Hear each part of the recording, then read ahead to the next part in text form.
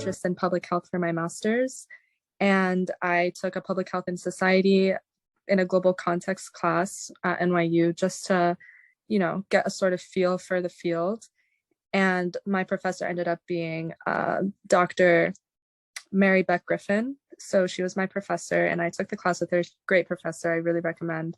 And she had mentioned once that she has a Twitter with Dr. Period Hackers, and it's a really great message behind it. It's just to help, women understand their period and medical conditions. And it struck a thought in my head because she said that she was partnered with a hematologist, which is Dr. Bethany Samuelson Bano. And I asked her if I was really interested in research. So I asked her if they were planning on doing any research in the near future and looking for any student assistants. And she had actually said yes, they are interested in it. It hasn't begun yet, but she offered Dr. Period Hackers. So that's how I started with her. And it's been very great. My first tweet is launching today. So I was really interested in the cross section between public health and hemophilia and bleeding disorders in general. So I would say that my work with policy and volunteering with the local chapter is what inspired me, just because it was something I was really passionate about, and sort of seeing the intersection between the two became an interest of mine. I'm gonna give her a sort of shout out, but Dr. Tanya Wright was a speaker at a lot of events, and she's great. She's a gynecologist that specializes in hemophilia. Her and Dr. Saigen are amazing. They're doctors at Penn State Medical, but they were always at events for the chapter, and they would always speak, and every year they would come, and it's just so great. They would come with new information and provide resources for people who weren't even their patients.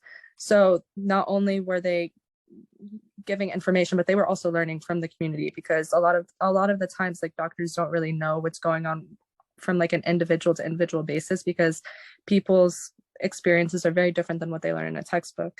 But resources like that have been really great for women with bleeding disorders and on their periods, because they sort of teach you these things that you have sort of become to learn that it's normal for you, but they tell you it's not normal, and they help you figure out how to fix these things.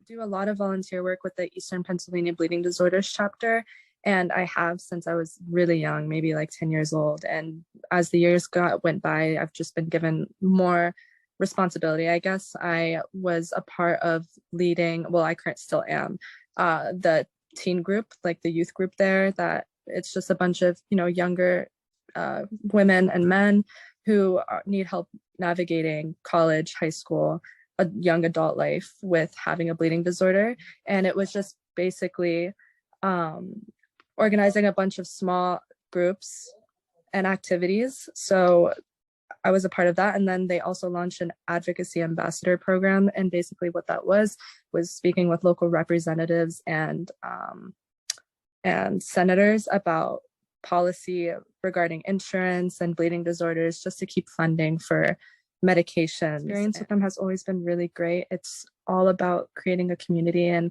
finding support. I wouldn't say that, it's there because you have this great obstacle that you can't overcome, but it's more so a resource, and it really helps you with opportunities in life. They do really great things. They offer these programs for the advocacy ambassador program, and not only does it give you sort of experience when you're going through your young adult life, but it also helps people, because these policies are what fund people's medication and their livelihoods.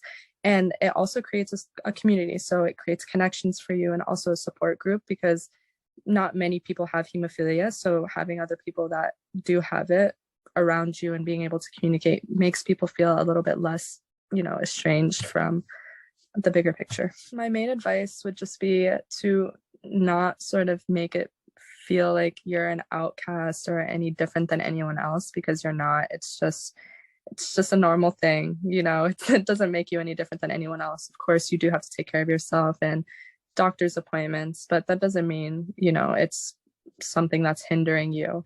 And I would also, a big piece would be to advocate for yourself, because at the end of the day, a doctor isn't going to know what's going on in your life. So you really have to be able to speak up for yourself, and also really take advantage of the resources provided.